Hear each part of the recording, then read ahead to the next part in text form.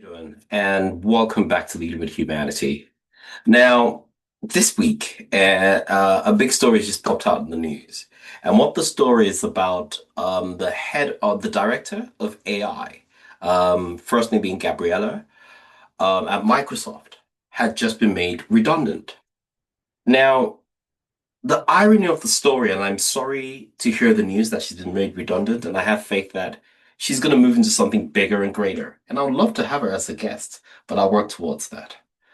The irony of the story is she's the director of AI, the future that's we're all moving ourselves into to impact change and do amazing things way beyond our deepest imaginations.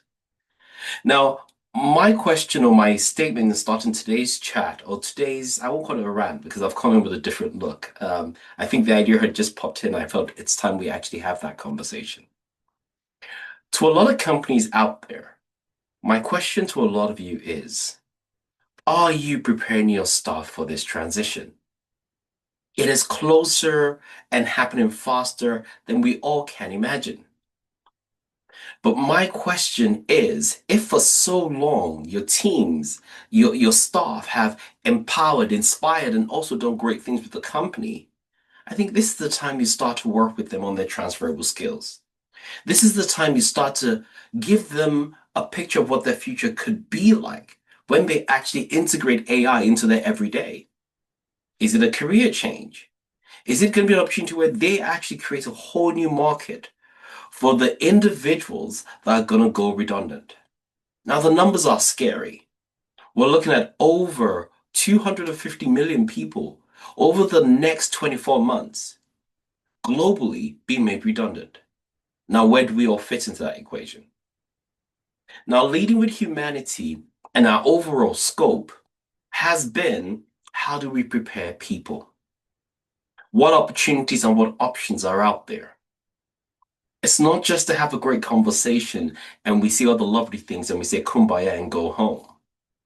But it's about facing a reality that we have never, never, ever come into contact with. A lot of people have given statements, and they talked about in the early 1900s when we went from horse and carriages to cars. I love that analogy. And it's great in how it inspires people to say how people would adapt. But with how fast, how unprepared we are as a globe, how are we managing our people's expectation? I put the picture of the lady in the beginning of the conversation. I'm going to put it at the end of it. And I really need all of you as companies to start to see how you can support your people. They've given you a lot over the years. And now that you're ready to take a different direction, how are you preparing them for their own future? To everyone else who's listening to this, and you're the individual who's worried about what your tomorrow looks like, here's one of the first tips and tricks I've given a lot of people to start to look into. First thing, take your CV. Since AI is here, let's make it work for us. Load your CV onto your AI, whatever chat you're using, and then ask it this question. With this changing face of what the future looks like, you decide the prompt. Even ask another AI to create the prompt so it works for you. Then ask it, what can I do with my skill set to be able to adapt to this fast changing and this fast paced world with AIs taking the lead of how things would work?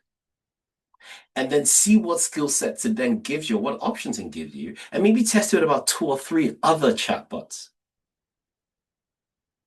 And then the moment that is then done, you can start to see how you can transfer your skill set, get a new skill, learn how to use AI, or most importantly, look at a niche that no one is catering to. Mine was humanity, people. We've done the actions, we've done the talks, but who is actually triggering things?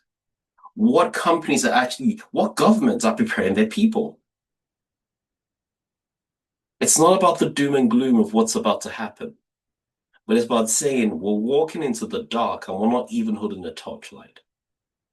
We're letting the 1 to 2% of people who are skilled, who have invested, who have predicted and planned for the future. But for a lot of us who are not ready, for a lot of us who are about to adapt to things, my question to you all is this. It's time you see how you can transfer your skills. It's time to see how you fit into the future with your careers, with AI being your assistant. I said this in one of my shorts, and I'll repeat it again here.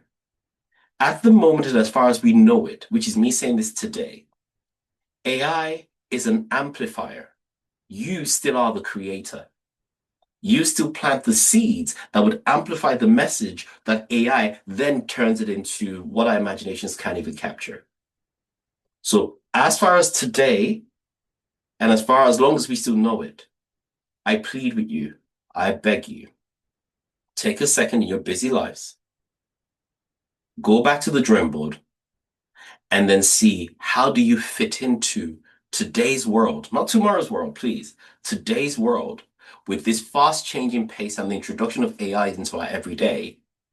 What can you do to adapt and fit in? But also, what niche can you cater to that a lot of people are ignoring? My name is Kayo Danae. It's an honor having you here on Leading with Humanity. The podcast would cater to a lot of things, but these are the warm introductions as we're preparing ourselves for guests. We've started to do some recordings, but at the same time, as we're trying to put the information out there, one thing you know is the world we live in is not a selfish platform anymore.